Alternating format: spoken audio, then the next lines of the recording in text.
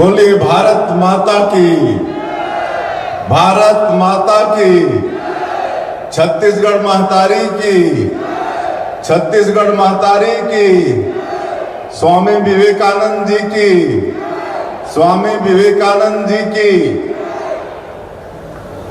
आज राज्य युवा महोत्सव में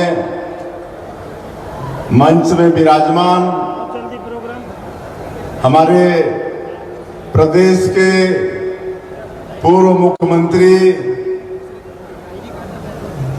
जिन्होंने 15 वर्षों के अपने कार्यकाल में छत्तीसगढ़ का चहुमुखी विकास किया, पूरे देश में छत्तीसगढ़ को एक पहचान दिलाई और छत्तीसगढ़ से भूख भगाने वाले और चाउर वाले बाबा के नाम से विख्यात विकास पुरुष हमारे विधानसभा के अध्यक्ष आदरणीय डॉक्टर रमन सिंह जी, हमारे प्रदेश के यशस्वी उप मुख्यमंत्री श्री अरुण साव जी, प्रदेश के यशस्वी और ऊर्जावान उप मुख्यमंत्री श्री विजय शर्मा जी, प्रदेश के खाद्य मंत्री श्री दयालदास बघेल जी, प्रदेश के राजस्व और खेल मंत्री श्री टंकराम वर्मा जी, विधायक श्री राजेश मुढ़त जी, विधायक श्री गुरु खुशवंत जी,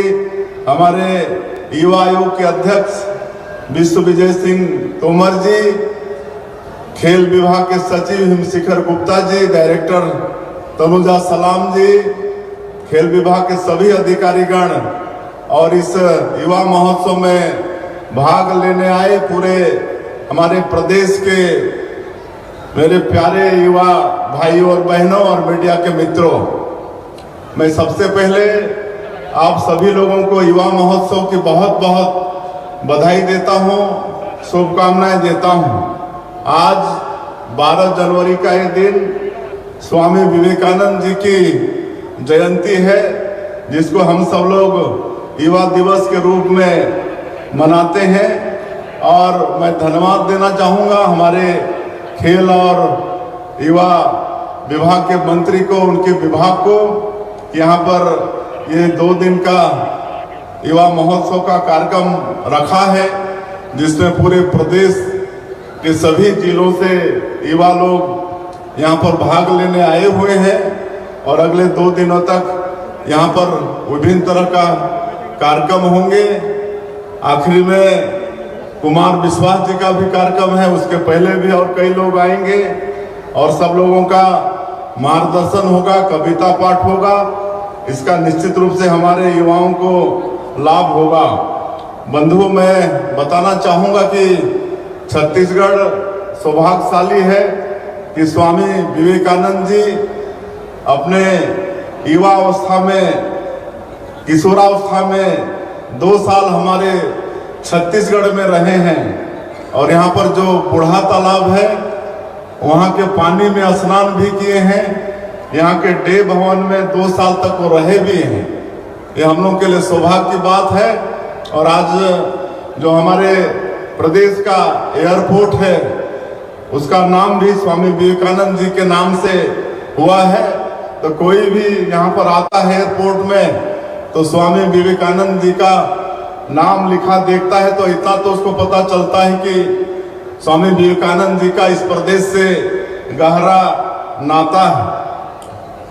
आज आधुनिक भारत के निर्माण में स्वामी विवेकानंद जी की बहुत बड़ी भूमिका है।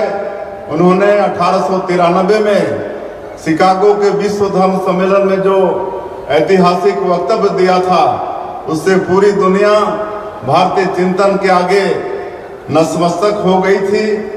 उस समय अमेरिकन अखबारों ने लिखा था कि स्वामी जी को सुनकर हमें भारत की सनातन परंपरा के गहरे मूल्यों के बारे में पता चला, जिनके बारे में हम सोच भी नहीं सकते थे।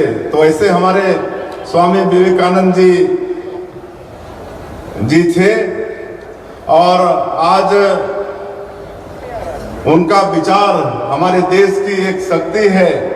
विवेकानंद जी के प्रेरक विचार हैं जिन पर चलते हुए देश के नेतृत्व ने मां भारती का नाम शिखर तक पहुंचाया है। हमारे युवा प्रदेश के भविष्य हैं। युवाओं की शक्ति और संकल्प के बूते ही हम प्रदेश के नवनिर्माण की राह पर तेजी से आगे बढ़ रहे हैं। और जिस तरह से युवाओं के भविष्य के लिए हमारी सरकार वचनबद्ध है, आप सबको मालूम है। पीएससी घोटाले की जांच की बात हमारे डिप्टी सीएम साहब विजय शर्मा जी बोल रहे थे। विधानसभा चुनाव के दौरान माननीय प्रधानमंत्री जी का हमारे छत्तीसगढ़ के युवा बेटा बेटियों के साथ ये वादा था कि भारतीय जनता पार्टी की सरकार बनेगी तो पीएससी घोटाले की जांच होगी। और आप सबको मालूम है कि आज सीबीआई उसकी जांच कर रही है और दोषीदार जेल के शिक्षों के अंदर जाना शुरू हो गए हैं। ये बच्चों के साथ में सरकार न्याय दे रही है। अभी इस साल जो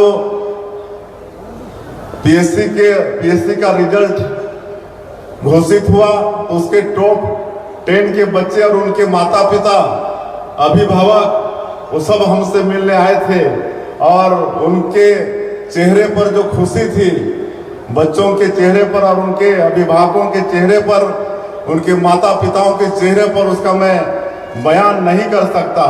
वो सरकार की इतनी तारीफ कर रहे थे कि आज ये देखिए आप सब लोगों के कारण यहाँ पर ग्रामीण परिवेश के किसान के पुत्र यहाँ पर पीएससी में चुन के आए हैं। तो ये विश्वास पैदा करने का काम हमारी सरकार ने किया है। आगे हम लोग पीएससी को यूपीएससी के पैटर्न पर करने जा रहे हैं और एक तरह से हमारे युवाओं पर अभी पीएससी का जो रिजल्ट आया है उससे एक विश्वास बढ़ा है। मैं आज की इस अवसर पर युवाओं से भी आह्वान करना चाहूँगा कि आप सब लोगों के लिए एक अच्छा वातावरण प्रदेश में है और जो हमारे बच्चे आगे चल के एसपी, कलेक्टर, डॉक्टर, इंजीनियर ये सब बनना चाहते हैं, प्रतियोगी परीक्षा की तैयारी करना चाहते हैं।